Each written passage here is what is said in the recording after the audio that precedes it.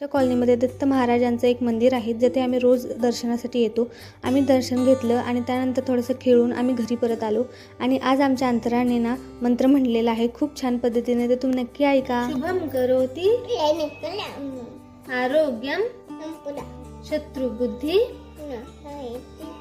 दीपद ज्योती दिव्या दिव्या रे कानी कुंडल दिव्याला पाहून तिळाचे तेल दिवा ठेवे जेड पडे माझा नमस्कार एग लक्ष्मी एग लक्ष्मी बैस ग बाजे घर तुला साजे घरातली इडापिडा बाहेरची लक्ष्मी घरच्या सर्वांना उठून